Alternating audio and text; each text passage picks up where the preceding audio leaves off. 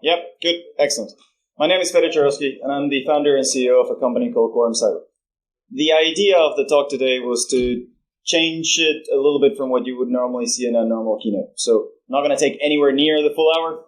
The whole premise is to do about 15, 20 minutes tops to share a little bit what's the journey we experienced from coming up with the idea of Quorum Cyber to today, 6 years later, using that a little bit to dissect what a startup feels like in reality, including all the nitty-gritty and the bad stuff in the middle.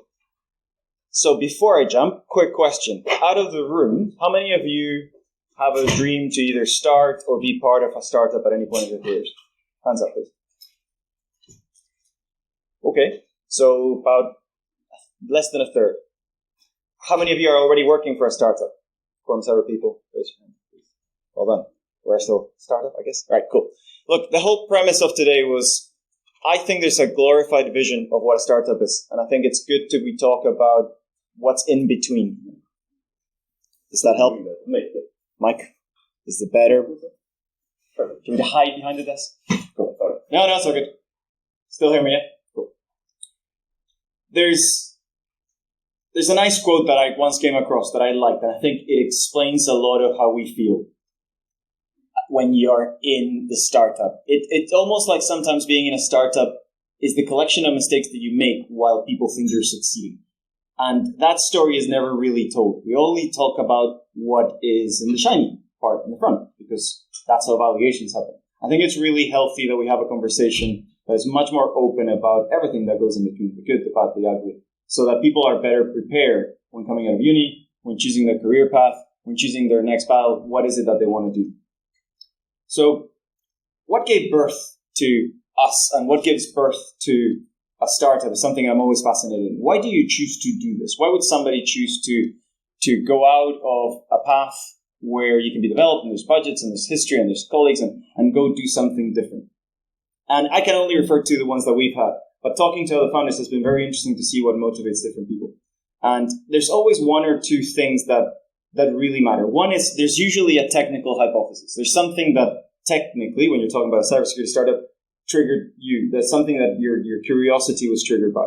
In our case, we've been doing a bunch of fast cyber for a while. We believed Microsoft was doing something pretty cool with technology, but wasn't yet a cybersecurity firm. Right? This is back in 2016. We wanted to see what we could do, hacking together a lot of the Microsoft tech, and see if we could use them for cybersecurity outcomes. That was the technical hypothesis of Quorum Cyber. But then there was a whole emotional hypothesis of Quorum Cyber too. We, particularly I, was really disenfranchised by the industry. I wasn't impressed with what the industry was doing. We were selling expensive stuff to people that couldn't afford it for problems they didn't have, because it was too easy to fear sell in this space. It's really easy to bully somebody into buying something, because at the moment, people are shit scared, right? So they're willing to chuck as much investment as they can without really understanding what it is that they're trying to achieve with it, simply because it's a huge problem, they need to do something about it. So combined the technical idea that we could do something with really cool tech, and we were a little bit pissed off with the industry, that's what gave birth to Quorum. That's what gave us the motivation to go and do something. So how did it feel to start? Well, it was actually the easiest part of the journey, it's getting started. It was, we had a couple of billable engagements, we were doing contracts, everybody was working, everybody was billing, so money was coming in through the door, which is usually one of the big challenges of a startup. And the first couple of years, we're figuring out what we wanted to do. We had ideas about what we wanted to do, but we didn't really know what would stick in the market. So we started doing pen testing because we were good at that, and that's historically what we're doing. We did some consulting around security architecture, because that's what we're doing. It actually wasn't too hard. Our dream was to build a managed service offering in a Microsoft universe. So what we needed to do was have a day job while we were trying to build that in the background, trying to hack those technologies away. That actually was the simple part. It's the part in the middle that I think I really wanted to spend some time on. The idea would be, I'm going to talk a little bit about this next couple of slides, and then what I want is some questions. If people, we'll take 5 questions depending on how time goes. I really want this to be more of a conversation, not just me talking at you for half an hour, right? So once we got started, this is when the collection of errors start to happen, right? And that's totally normal. This is how it feels like. The problem is 90% of startups fail at here. So if you get filtered in your big extinction event, of which you will have many over the first couple of years, That's it. That's the end of the road. And that's what most startups happen. We're now 5 years in. We're 100 people strong and growing aggressively. We are quintupling our managed service revenue. Permeating into that man over there in the middle. Every year and year. It's insane, right? So we are thankfully through kind of some of the first early extinction level events of a startup. But we faced many of them. And I can't stress enough what it feels like to be facing one of them. It's a bullet train running through your stomach. Because everything you worked for the last couple of years and the people that trusted you in that journey are all affected by that. So what was our worst one? And our worst one was a moment in year probably 3 of the startup. And the moment was the result of a collection of things that happened before, right? So a moment doesn't just materialize. It was a collection of errors that got us there. What happened? And how I'll describe this is the worst day of my professional career ever. In the 20-something years I've been doing this, this was the worst day. It was a day that we had to sit down with 1 or 2 people from the board, and we looked at the numbers, and we were succeeding, right? We were growing, we were selling, but we were running out of money all the time, and we couldn't understand why. How can it be that we're winning business like never before? We're bringing in new customers, we're bringing in revenue revenue, but we're always out of money. And we weren't recruiting hundreds, thousands of people, so it wasn't that we were spending all that money immediately. Something here is fundamentally broken. And it wasn't until we dissected the numbers and we dissected everything that had happened that we realized that there were 2 primary mistakes. One, the numbers weren't right. And they weren't right because of incompetence, and they weren't right because of maliciousness.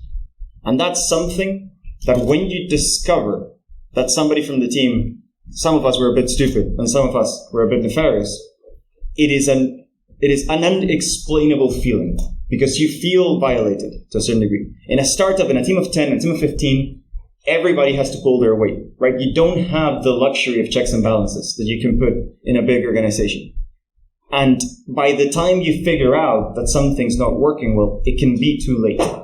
And we were this close. I remember being in our really tiny, shitty office in Princeton Street in Edinburgh, looking at what do I need to do? Who do I keep in the business in order to keep this running tomorrow? So this is not a question of, well, we might need to get rid of 1 person or 2 to save cost, or we might need to go borrow some money to keep this lights on because I can get through the hole and then this is sustainable. This, as we've been running it, is unsustainable. We didn't know because we've been cutting deals at prices that were unaffordable, but paying commissions for the full value of the deal.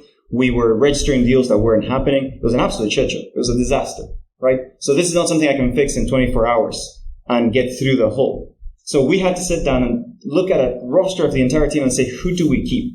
I cannot explain to you the feeling of that evening. It was absolutely horrendous. Thankfully, that wasn't required, and we were able to do some magic and raise a little bit of money and extend some faith in our customers and ask for our customers to bear with us while we recover that, and we were able to continue without removing more than just 1 person who was part of the guilty party that led to that situation to begin with. So what happened there? What failed? Yes, there were control failures. There were processes that could have been in place, should have been in place, arguably, that in order to prevent this from happening. There's one thing that was fundamentally wrong. We forgot for 1 second that no matter what your field is, no matter the fact that we're a cybersecurity tech company, this is about people. And if you don't get the people bit right, you don't have a business. The people bit is absolutely fundamental. We just happen to use tools to do an outcome. But people is all we have, is all we are. We are a people company. And that team, and how that team behaves, and how you assign responsibilities, and how you check on each other is absolutely fundamental. That is the one thing that connects both the successes and the failures of everything that we can do in a startup. It is the people that you choose. It is the people that you work with. So we made many mistakes. This was probably the worst one, a collection of mistakes that led to the worst day of my career. But what did we get right in order to do that? And we also got right the people. But what did get right about the people? What we got right was how and why we chose to be in this team. It's why we chose to spend part of our career in this particular company, in this particular tiny company that was starting to grow, as opposed to something else.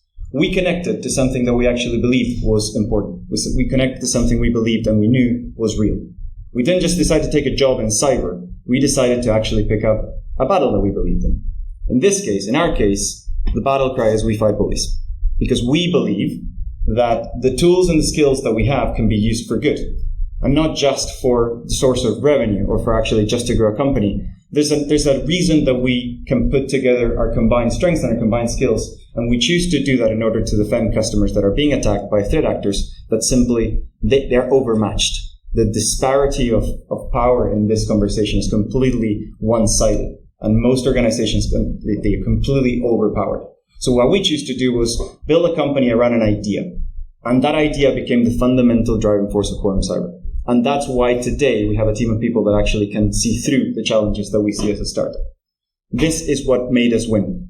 It wasn't the tech. The tech is amazing. We did great things with the tech. It wasn't the processes. It wasn't certainly not the compensation. Sorry, team.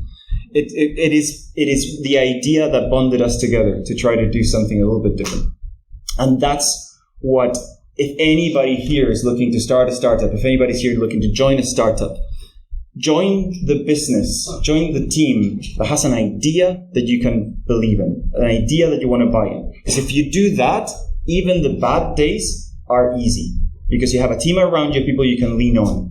And that's the one thing that people bring to the table. The ability to lean on each other. The ability on the worst of your days when the world is burning, you're super busy, everything is on fire, you look around and you say, who can I help to get their job done? Who can I help to get them out of the hole that they're in? And if everybody in that team behaves the right way, behaves that way, then you have a winning team. And that's a team worth being in. This is really my focus of the talk. I didn't want to go beyond this, because I think the world right now is, and I must admit, standing here today was really difficult for me, because everything that's going on in the world didn't set up for me to have a clear mind to talk. And I don't want to borrow anybody else's grief. But we live in a world that has a big fucking bully right now. And it's really difficult to stand here and talk about a successful startup and pretend to ignore that situation in the world right now. So apologies if it's a bit more unstructured than a normal keynote. All I wanted to do was talk a little bit about what we can do here to try to have better fights and to try to fight epic battles to help people win. The skills that you dominate are unique, and we can apply them for pretty powerful and good stuff. So whether it's in Quorum or in Adharma or in F-Secure or any of the companies that are out there, join something that you believe in and try to put those good skills to use. Find your bullies. Thank you very much.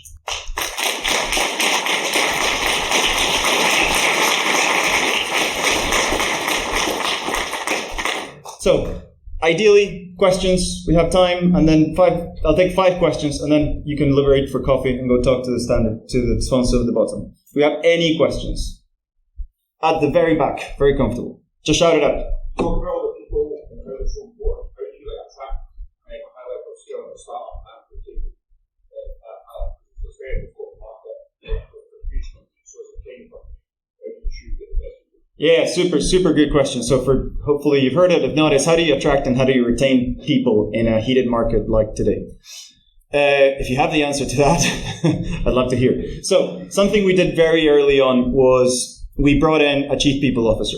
So when we were about 15 people, we knew that this was going to be an essential part of the conversation. How do we grow the team? So we brought in a chief people officer. This is a guy that I've known for years that has grown and built teams for some of the biggest companies out there. So I wanted somebody really minding this.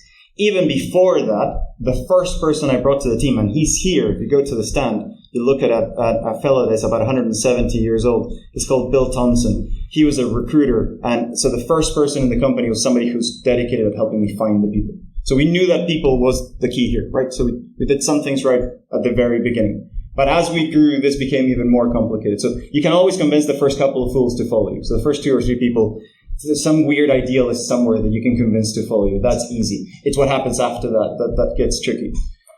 What I believe makes you an attractive company, an attractive team, and then not just attractive for you to come in, but to stay, is development.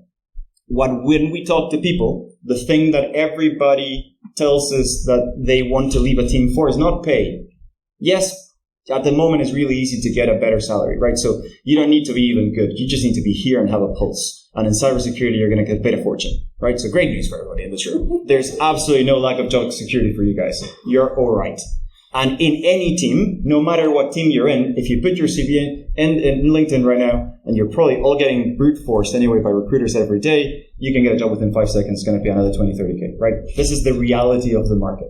So pay is not just the reason, because people still stay in places. What we found is actually the lack of development is the key factor where people choose to leave. They brought me in, they told me that I was going to be developed. 2 years in, I'm still doing tickets, and I've learned nothing. Now, there's 2 problems there. First of all, sometimes you're getting developed, but you don't even know it. And that's something we need to admit. On-the-job development is one of the key parts of the development. So there's a little bit of, you need to talk about development in order for people to know they're being developed. That sounds counterintuitive, but you do need to really talk about it very explicitly. Because even if you think you're not, you probably are. It's just that the company hasn't structured in a way to tell that story. We have been terrible at this. In our growth, we've sacrificed the attention to develop our people in all the ways we wanted to because we were super busy. So we took some major steps. Literally this year, we created what we call Quorum Cyber Academy, which is our internal department idea of how do we train and develop our people. We have guilds. So for every specialism of things that we do, we have a guild master, and that guild master determines the training path for people that subscribe to that guild. So you can be in the SOC being an analyst, but you want to subscribe to the pen testing guild. Great. So you'll do your job, and then you'll have your guild master that will tell you how you can progress your skills in that path. We have an apprenticeship program for people that are coming out of uni, where you can do 2 years of rotations to the different departments in Quorum Cyber, so you can experience every single team before you choose your specialism. We have solutions directors, people that are kind of black hat speakers, super famous, 25 years experience in a field, who are there to run those academies so that you have a magnet of people to learn. So I'm not just trying to pitch for Quorum Cyber. My point is development is, I think, the key to how you choose to attract and retain, but you need to deliver. You can't just talk about it. It has to be real. And this is where we, as much as everybody else, have failed in keeping that promise all the time. So we're trying to get better. We're trying to actually honor the promises that we make and keep them. It ain't easy, though. Go for it.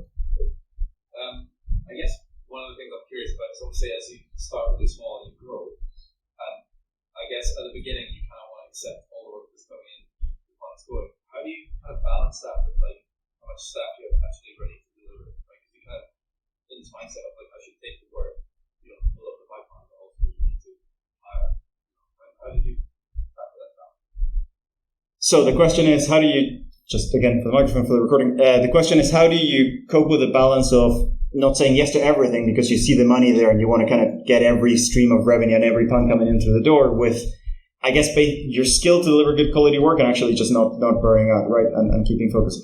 The answer is super tricky, right? So, and there's different paths. I think you can make trade-offs. If you're unfunded, as I was at the beginning, but I had an ability to borrow money. So I had the ability to borrow debt as a company, which is not something I already can do. You have a couple more options, right? If you have no funding at all, you earn what, and you eat what you earn, and that's it. That's the only thing. Then you're probably forced to do different choices. So what we did was, at the beginning, everybody was a billable asset. Myself and everybody that came in through the door except Bill was a billable asset. We were all consulting, right? We were taking contracts. We were doing our work, consulting or incident response or pen testing, whatever, right? And some of the contracts were quite long. So we were embedded in customers, helping them drive security programs, for example. So that brought money in through the door, making us really profitable from day one. That was great. But over the first couple of years, as we had the 2 or 3 products we wanted to build, we did about 20 to 25 other things that were just coming into the door, as you say, right? So great engagement in cybersecurity. We can definitely deliver it. Okay, come in. So we were doing cyber essentials. So it's to Mark's demise, who's somewhere in the room, for example. Not the funnest of engagements, but you know what? There's good money coming in, new relationships with new customers. So you make a trade-off. Is your new customer more important to you than just doing pen testing? Because you want to build relationships with new customers and you want to figure out what part of your portfolio you want to work, you can do that. If you have funding, that divorces you from the need to say yes to everything. So for the first 3 years, for example, we were doing this hand to mouth pretty much with a bit of debt in the background.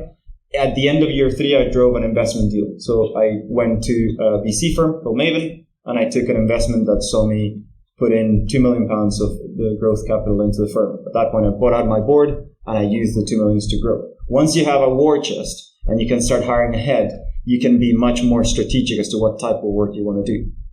18 months after that first investment, that was June 2020, we were 25 people. We were revenue 2.7 million, and I drove a £3 million investment. About £1 million of that was to restructure the company, £2 million of that about to inject into growth.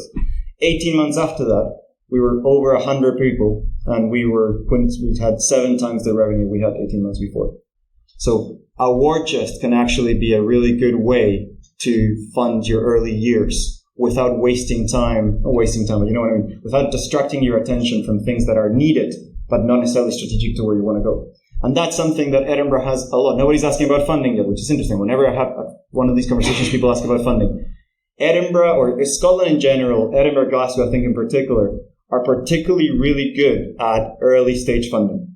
Scotland is not great at later stage funding, right? So if you want to get 20, 30, 40 million into your company, I think it's a lot more challenging. But the beginning stages of investment, if you have an idea, if you want to do something, actually there's a ton of ECP firms and different schemas that you can apply in the government to help you fund those early years. So my advice would be, if you're wanting to go down this route, try to get access to some of that money, because that can actually shortcut a lot of the time where you're having to take engagements you might not want to do simply to pay the lights. There's a lot more money than people think. And I know it sounds super scary to jump into that pool because you feel you're like a goldfish surrounded by sharks. At least certainly that's how I felt.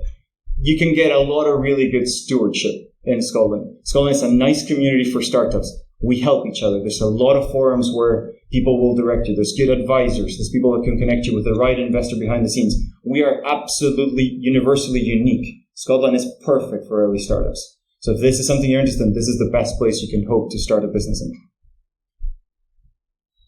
Hopefully that makes some sense. 2 more questions.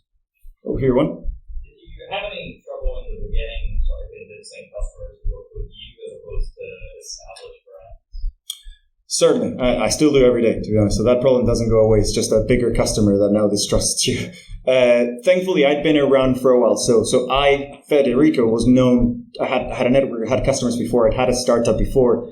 I used to be part of what became a Dharma ages ago. So I'd been around this place when we were building Vacta and ECS Security that became a Dharma.